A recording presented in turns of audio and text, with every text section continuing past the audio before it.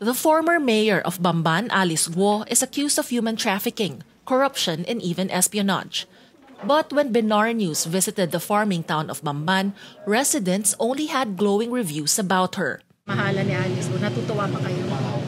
Opo, natutuwa naman po kami kasi nung nandito pa po siya, marami siyang natutulungang mga tao, katulad po ng mga senior citizen. Pag may birthday sila, nabibigyan sila ng konting halaga, tsaka cake. Tapos marami pong nagbago. Meron na po kaming Jollibee, McDo, tsaka yung mga ilaw na walang nilalagyan niya pong liwanag. Pero paano ho yun? Nakita na ang dami daw hong krimen na ginagawa dito. Tapos involved daw siya, di umano, sabi ng mga otoridad natin. Yun nga po yung sinasabi nila, pero maganda naman po yung pinakita sa amin. Wala naman po kaming nakitang masamang ginawa niya sa amin. Kaso kung yun lang po talaga yung sinasabi nila, wala naman po kaming magagawa.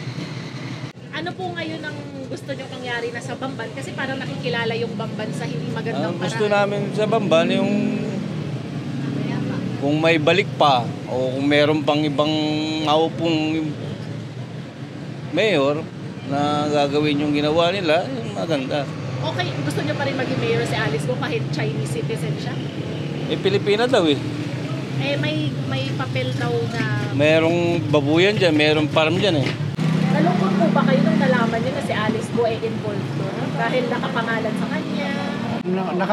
Nangihinayan po kami yung mga nangyari sa kanya. Nakapanginayan talaga. Kasi kahit papano po, ang dami niya nagawa. Kasi naman, nung wala pa po naman talaga ang Pogo, talagang nagpipigil talaga siya. Matagal na siya yan. Ang negosyo niya talaga, babuyan lang. Nung dumating yung mga pinapasok ng ating gobyerno, yung mga Chinese, di ba? Ang Pogo, sumabit siya. Ewan ko kung paano yung... Nasa kabila po ng magandang pinakita naman ng mayora sa amin, meron palang ganun na hindi, may nangyayari palang hindi maganda sa bayan namin. At sa kasalukuyan po, nahirapan akong ibangon yung Bamban sa pananaw ng mga ibang karatig bayan, hindi lang po national, maski sa ibang bansa, ma'am, alos yung balita ng Bamban, halos lumaganap na sa negatibong balita.